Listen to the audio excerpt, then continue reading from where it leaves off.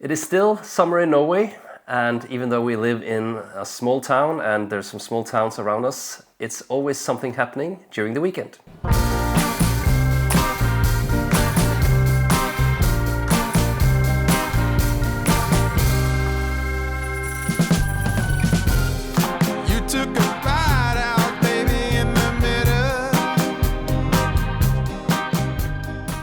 This weekend we went to an open farm in the neighbor town Skien, and it is called Foss Søndre Gård.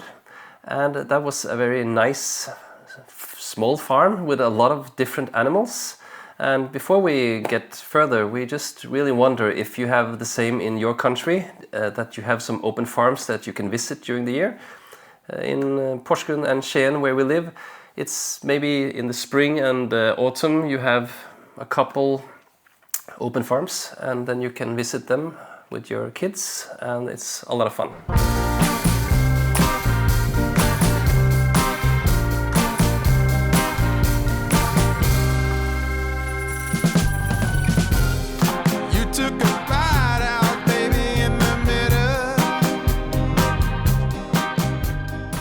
The first thing we saw on the way into the farm was some running cows and some calves, and a bit later we saw a emu that became crazy and very scary, and there were some other animals. Yeah, there were brown pigs or something, not the regular pig ones that probably most of you know. Some chickens, ducks, many different kinds of big birds. Yeah, a lot of difference actually. Yeah. So it's reminded me a bit of the parks in Australia. many of those birds. Yeah. And we had, what did you say, our water dragon was there? Yeah, it was some reptile. I don't know what was the name of that. It was a little bit similar to our good friend from Australia. Yeah. Snake. It was also nice to see. Yeah. I don't know if you spotted that one. Giant horses. They're really giant, but maybe it's just because it's a long time since I have seen a horse. But Yeah. I was really, when I saw that, how tall they are, I really feel that I would never dare riding a horse. It's too high up actually. Yeah, they were very tall, but very special type, I think. They were beautiful, tall, black, like very elegant. Yeah, and then we really fell in love with the rock and roll pony, I don't know what it was, kind of a horse. At least it's been to the hairdresser, and I really like that one. We could take that home actually. Yeah, that was a cute one to have it in the garden. Or my bedroom. Yeah, would be very cool. Maybe, to just have it standing there. Yeah. No, so it's a cool thing to just open the farm, and it looks like a farm that is not really the production farm where you have meat production, and then you have hundreds of cows, or you have the milk farms or the chicken farms. It's just different kinds. I don't know what they live of, but at least they got some money in from this one. They have a small charge to get into the farm, and then they sell a lot of homemade products, and of course that's more expensive, but a lot of people like to buy it because it's quality. It's nice and it's unique. It's not something you will find in all the chains in the shops in the town.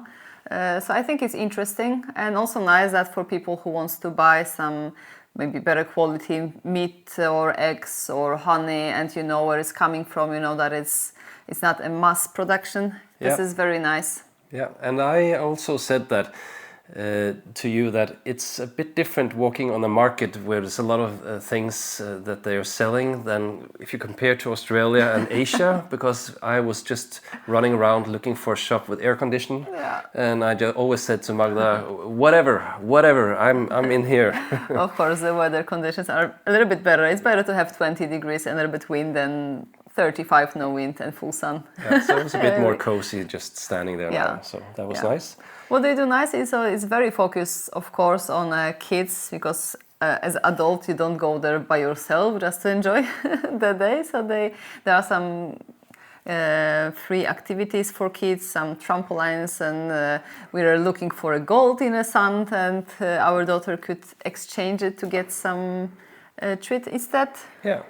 So this is very nice time to spend with kids. So for you who's traveling, in the area. I'm sure it's in the whole Norway that Yeah, events. well, if you have some Norwegians watching this, you can also maybe tell about a farm near where you live that is open, because I'm sure it should be normal in many countries.